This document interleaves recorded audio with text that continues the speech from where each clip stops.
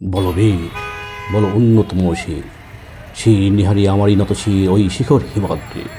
বলো বীর, বলো মহাবিশ্বের মহাকাশ ফারি চন্দ্র সূর্য গ্রহতা ছাড়ি ভুলুক দুলুক গোলক ভিদিয়া খোদার আসন আরশ ছেড়িয়া উঠিয়াছে চির বিস্ময় আমি বিশ্ববিদাত্রী।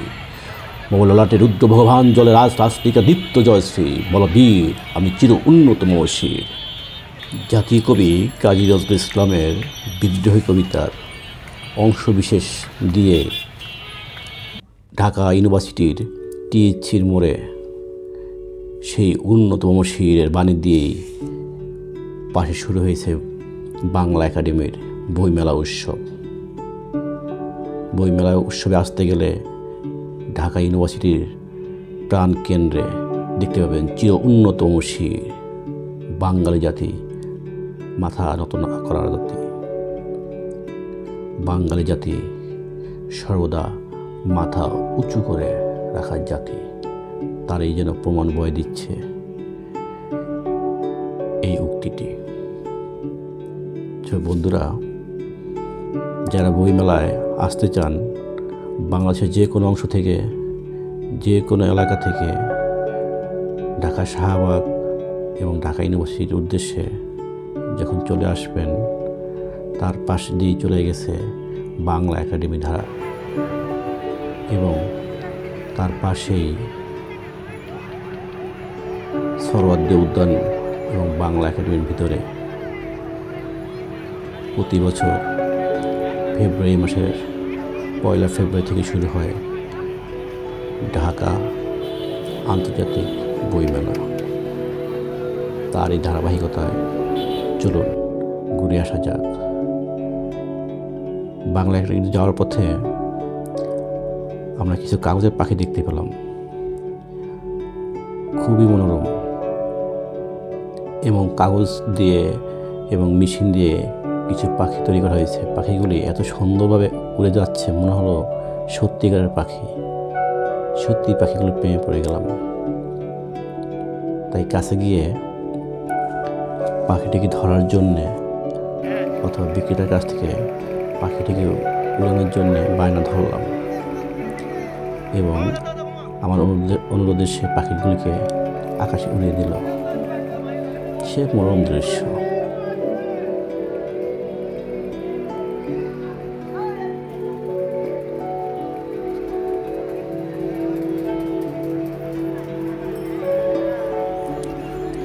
অতঃপর পাখির মায়া ত্যাগ করে আমরা মেট্রো রেলের নিচ দিয়ে বাংলা একাডেমির দিকে ছুটলাম।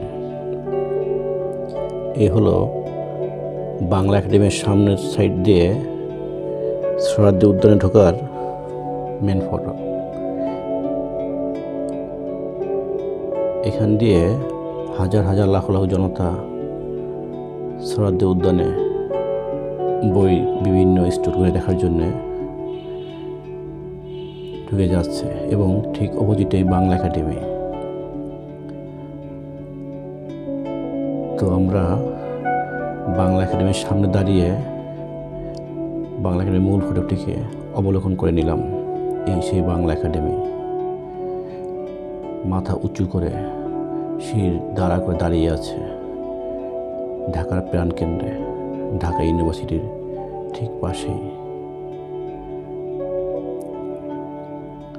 তো আমরা কাল বিলম্ব না করে কয়েকজন মিলে বাংলা একাডেমির মূল ফটক দিয়ে বাংলা একাডেমির ভিতরে ঢুকে গেলাম। যাওয়ার পথে বাংলা একাডেমির যে মূল ফটকটি তা আমাদের সামনে ভেসে উঠল। অমর একুশে বইমেলা 2025, জুলাই গণঅভ্যুত্থান, নতুন বাংলাদেশ বিনিময়। অর্থাৎ নতুন বাংলাদেশ গড়ার লক্ষ্যে বইমেলার মূল ফটকে নতুন অঙ্গীকার। যাই হোক, আমরা বাহিরের মায়া কাটিয়ে মূল ফটক দিয়ে আমরা বাংলা একাডেমিতে ঢুকে গেলাম। ভিতরে নানান রঙে, নানান আকৃতিতে, নানান প্রকৃতির বই নিয়ে সাজিয়ে বসেছে বই বিক্রেতাগণ, বাংলাদেশ শিশু একাডেমির স্টোর। খুবই মনোরম দৃশ্য, রুচিশীল লেখকদের রুচিশীল মানসিকতার বহিঃপ্রকাশ।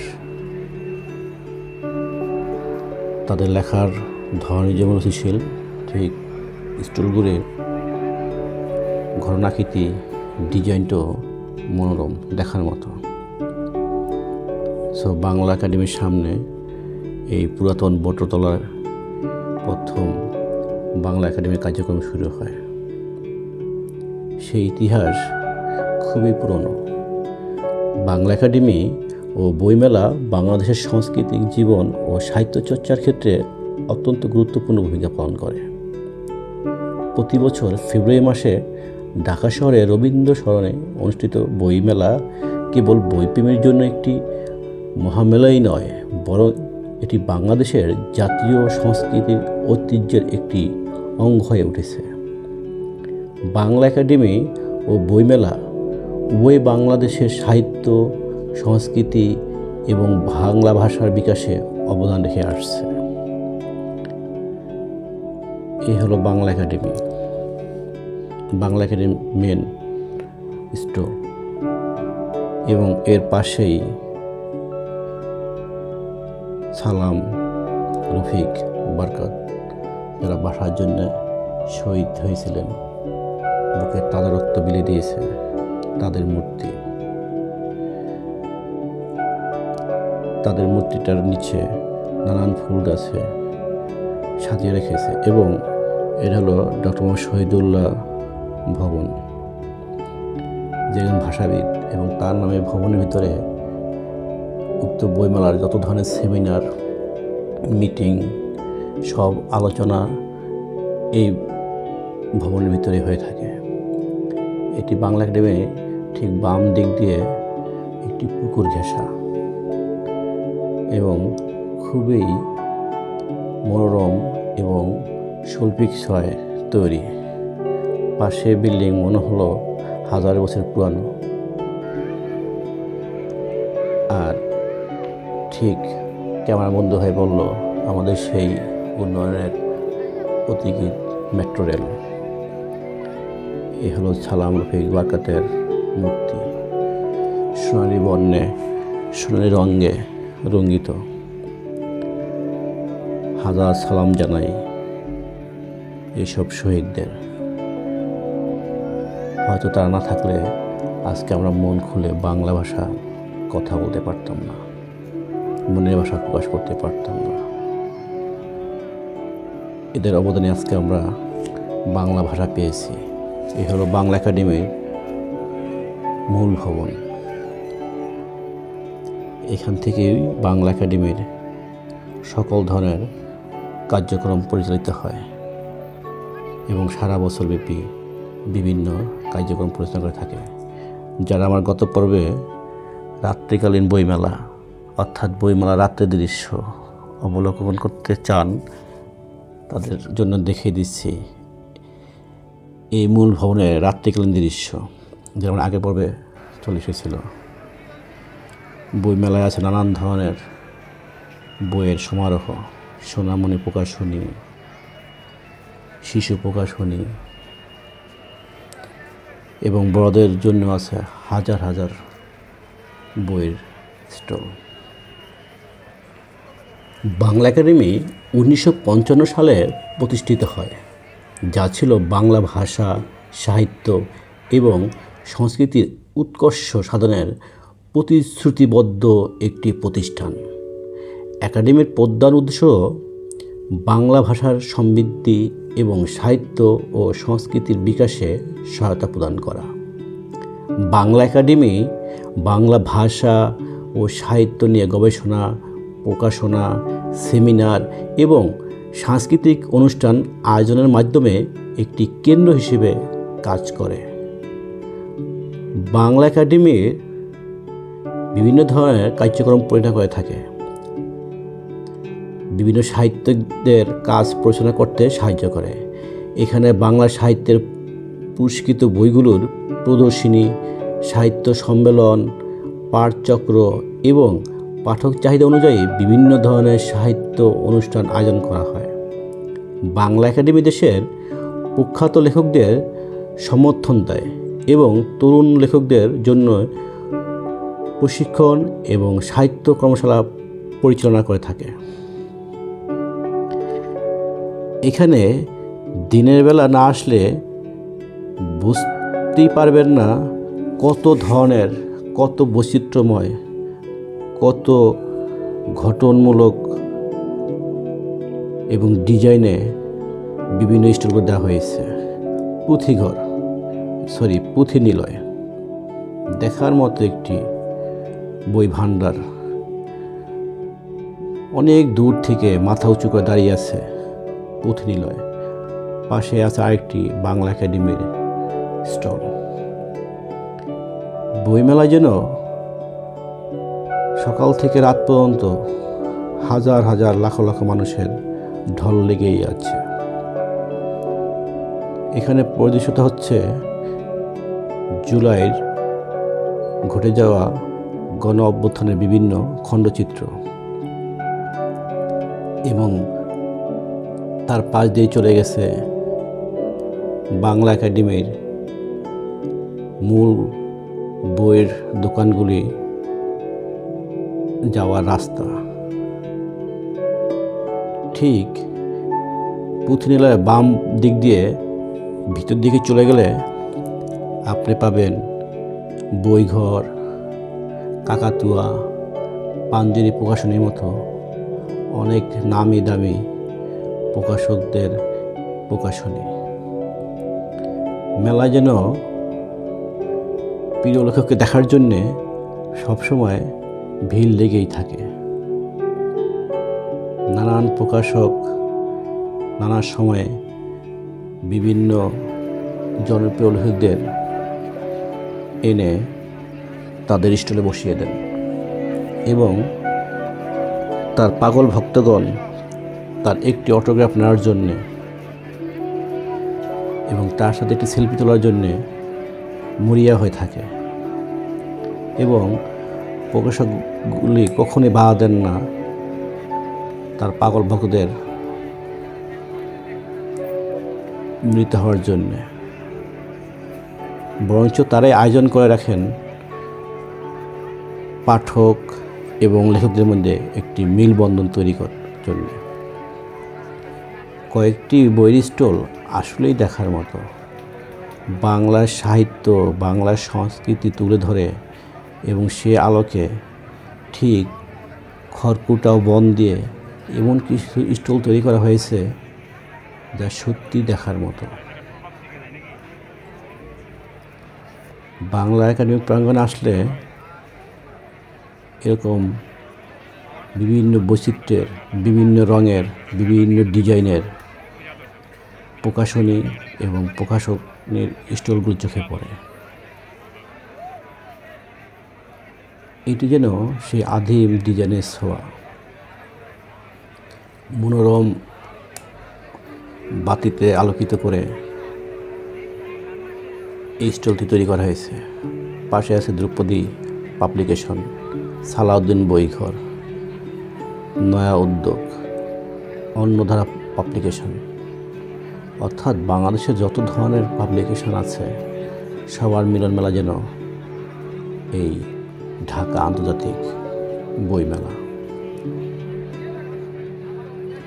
এই সাগরে আসলে এমন কোনো বই হয়তো নয় যে পাওয়া যাবে না, এমন কোনো পাবলিকেশন নাই হয়তো তাদের পাওয়া যাবে না, ইত্যাদি গ্রন্থ প্রকাশক।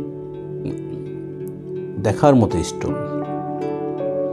যুগ যুগ ধরে তারা ঠিক এই আঙ্গিকে আকর্ষণীয় মিজান পাবলিকেশন পাশাপাশি অবস্থিত।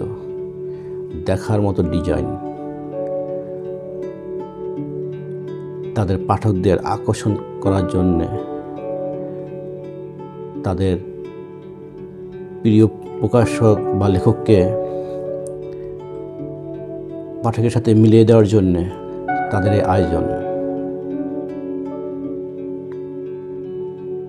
এছাড়া বাংলা একাডেমি সাহিত্য এবং সংস্কৃতি নিয়ে বিভিন্ন জ্ঞানবদ্ধ কাজ করে থাকে। তাদের উদ্যোগে নানান বই প্রকাশিত হয়, যেগুলি বাংলা সাহিত্য সংস্কৃতি চর্চায় গুরুত্বপূর্ণ অবদান রেখে আসছে।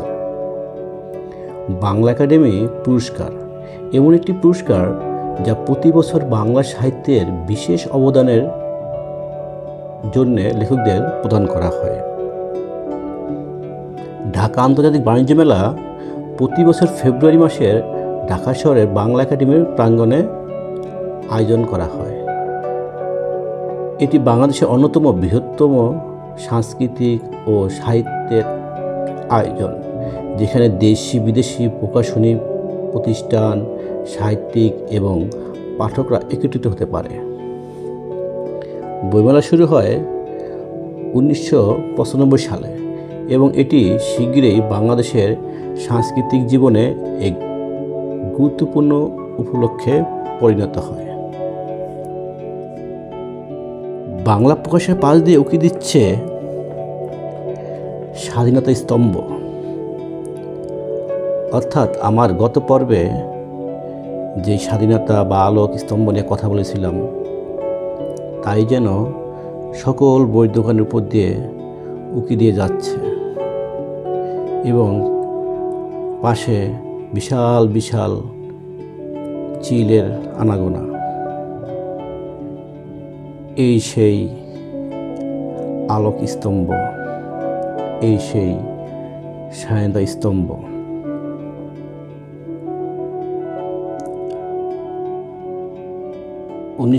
সালের 7ই মার্চের ভাষণ থেকে শুরু করে মুক্তিযুদ্ধের বিভিন্ন পটভূমি তুলে ধরার ক্ষেত্রে এই স্বাধীনতা স্তম্ভ তৈরি করা হয়েছে। যদিও এটি ইস্পাতের তৈরি, ও হ্যাঁ, যারা আমার গত পর্বে এই রাত্রিকালীন স্তম্ভটিকে দেখতে পারেন নাই, তাদের জন্য এই আয়োজন। মিলিয়ে নিন রাতের পর্ব বা রাতের স্তম্ভ, স্বাধীনতা স্তম্ভ এবং দিনের স্তম্ভের পার্থক্যটি। এটি রাত্রিবেলা এরকমভাবে নিজে আলোকিত হয়, সবাইকে আলোকিত করে।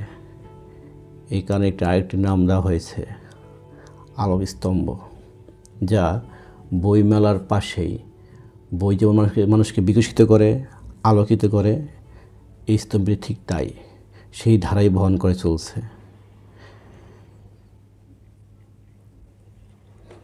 বইমেলার অন্যতম উদ্দেশ্য হলো নতুন বইয়ের পরিচিতি ঘটানো, বই প্রেমিকদের মধ্যে সাহিত্য ও সংস্কৃতির চর্চা বৃদ্ধি করা এবং লেখক ও পাঠকদের মধ্যে একটি শক্তিশালী সম্পর্ক স্থাপন করা। বইমেলার ভিতরে প্রতি বছর নতুন নতুন বইয়ের মোড়ক উন্মোচন করা হয়, প্রকাশনা ও আলোচনা অনুষ্ঠান হয়, সাহিত্যিকদের সাক্ষাৎকার এবং পাঠক সেশন অনুষ্ঠিত হয়। এখানে সাহিত্য, শিল্প, ইতিহাস, বিজ্ঞান, প্রযুক্তি, রাজনীতি সহ বিভিন্ন বিষয়ে বই পাওয়া যায়। ঢাকা আন্তর্জাতিক বইমেলা বাংলাদেশের সংস্কৃতি ও সাহিত্য চর্চার একটি প্রমাণিক মঞ্চ। এটি শুধু সাহিত্যকর্মের প্রদর্শনী নয়, বরং দেশের সামাজিক, রাজনৈতিক এবং সাংস্কৃতিক কার্যক্রমেও প্রতিফলন। বইমেলা একদিকে যেমন নতুন বইয়ের সান্নিধ্যে পাঠক ও লেখকদের একে অপরের সঙ্গে পরিচিত হতে সহায়ক হয়, তেমনি অন্যদিকে এই আয়োজন লেখক এবং প্রকাশকদের মধ্যে একটি ভালো ব্যবসায়িক সুযোগ প্রদান করে থাকে।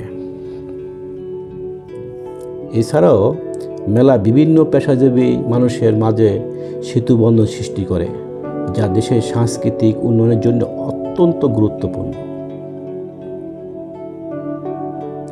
পাঠকরা বিভিন্ন ধরনের বই সংগ্রহ করে, নতুন লেখকদের বই নিয়ে আলোচনা করে এবং তাদের মধ্যে সাহিত্য ও সংস্কৃতির প্রতি আগ্রহ বাড়ায়। মেলা সময়ে সেমিনার, আলোচনা, সাহিত্য পাঠ চক্র এবং বই সম্পর্কিত নানান কর্মসূচি পরিচালিত হয়, যা নতুন দৃষ্টিভঙ্গি তৈরি করতে সহায়ক। বাংলাদেশের বইমেলা গুরুত্ব কেবল দেশীয় পর্যায়ে সীমাবদ্ধ নয়, প্রতি বছর বিদেশি লেখক ও প্রকাশকরা বইমেলায় অংশগ্রহণ করেন। এতে আন্তর্জাতিক সাহিত্য অঙ্গনেও এক নতুন মাত্রা যোগ হয়। দেশের বাইরে থেকে বিভিন্ন ভাষার সাহিত্যকর্মের প্রকাশনার সাথে পরিচিত লাভ করা এবং সেখান থেকে নতুন সাহিত্য ভাবনা বা ধারার প্রবর্তন করা বইমেলার আরেকটি গুরুত্বপূর্ণ দিক।